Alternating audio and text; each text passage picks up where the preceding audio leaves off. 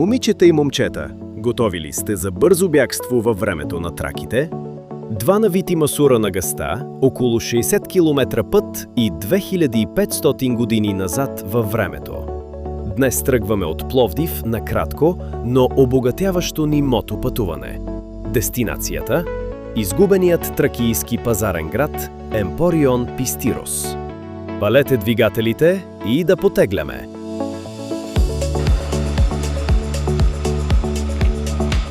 Понякога най-добрите приключения са най-близо до нас. Днес двете колела ни водят към едно скрито сърце на античната търговия със спорното наименование Емпорион Пистирос. Или пък не. Вижте как се стига до там и какво може да видите.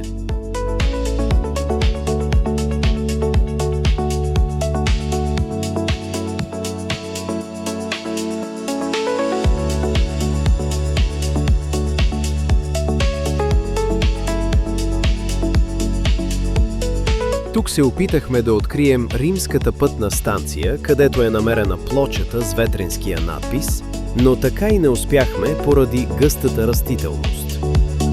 Надписът не е намерен вътре в самия град Пистирос, а на близко място, наречено Бонамансио или римска пътна станция, близо до Ветрен. Той е открит през есента на 1990 година в местност, известна като Асардере, на около от 2 до 3 км североизточно от разкопките на Пистирос. По-точно, Пистирос се намира в местността Аджийска воденица между Ветрен и Септември, край левия бряг на Марица.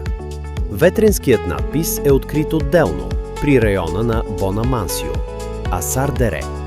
Археолозите смятат, че камъкът вероятно е бил пренесен вторично, защото при строежа на римската станция са използвани камъни от по-стария град. Това обяснява защо надписът е намерен извън самия Емпорион. Това е един от най-важните надписи за отношенията между траки и гърци. Текстът не е запазен изцяло, защото плочата е фрагментирана, но съдържанието й е приблизително следното. Царят и неговите наследници гарантират правата и свободите на търговците от Тасос, Маронея и Аполония. Никой няма право да отнема имущество, да налага незаконни данъци или да нарушава привилегиите на търговците. Клетва е дадена пред боговете за спазване на тези условия. Това е договор, харта за търговски привилегии, който показва, че гръцките търговци са получили специална защита от тракийските владетели.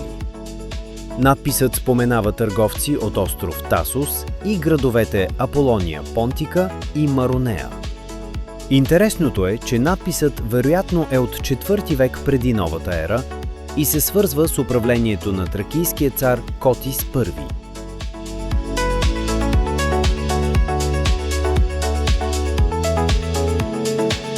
Емпорион Пистирос е едно от най-значимите археологически открития за връзките между траките и древните гърци.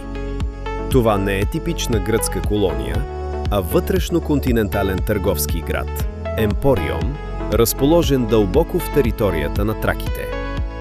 Градът е открит край днешния град Ветрен, на левия бряг на река Марица.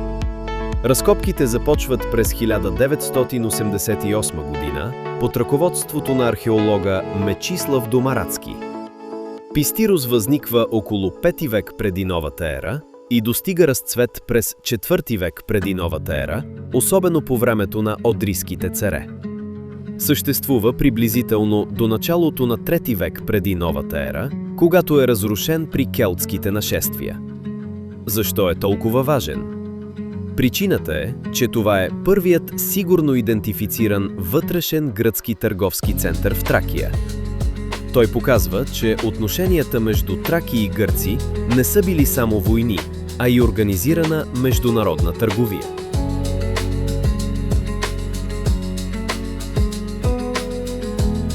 Представете си място, където времето е спряло преди повече от 2400 години.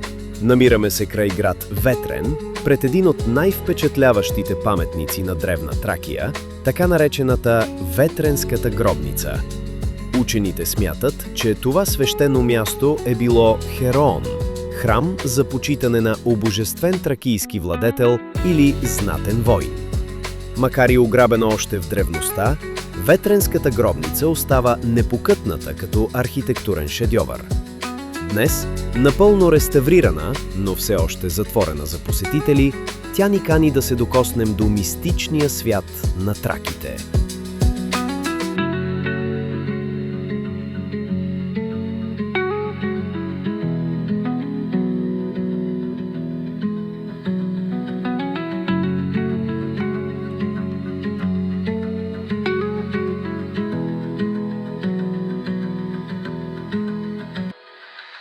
След като отдадохме нужното внимание на античните строители, дойде време да събудим машините и да наместим каските. От тук се отправихме директно към едно място с тежка история – лобното място на Александър Стамболийски. Точно тук, сред тишината на природата, се намира и паметната плоча. Място пропито с тежката история на бурните събития от онези времена и драматичната съдба на един от най-колоритните български държавници.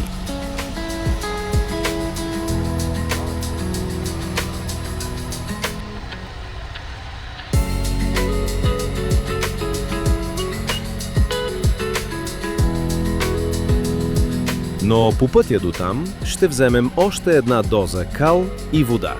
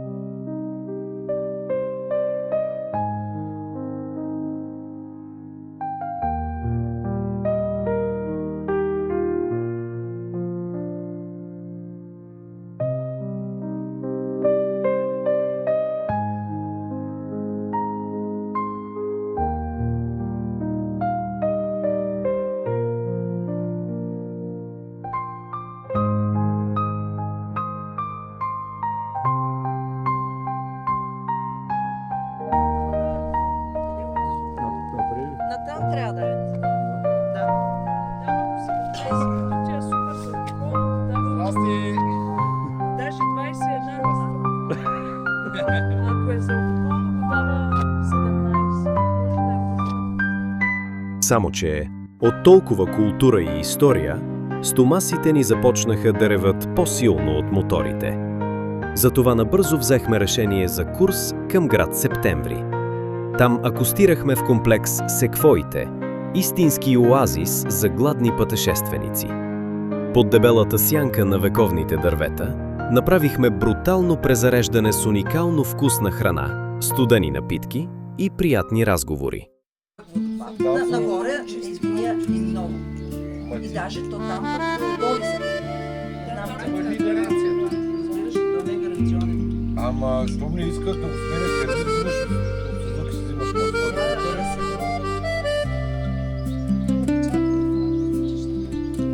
Да, ще е като си такова, да попитам ли човека, който се обажда, какъв е и за какво се обажда? Не ми е познат, но и сега цялата. Ама чо снимай.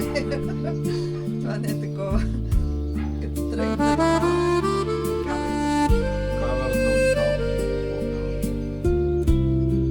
И минаваме вече. Целта беше да се снимаме долу. Хубави места минаваме, макар нямаме стойка.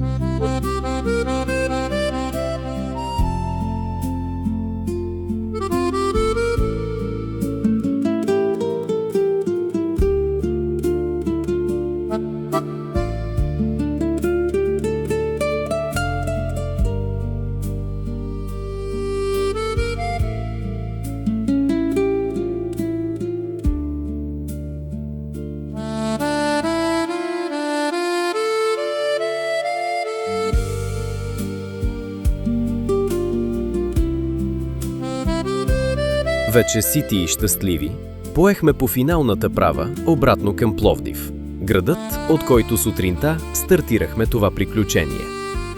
Един ден, събрал в себе си 2400 години история, щипка политика, много вкусна храна и километри свобода на две колела.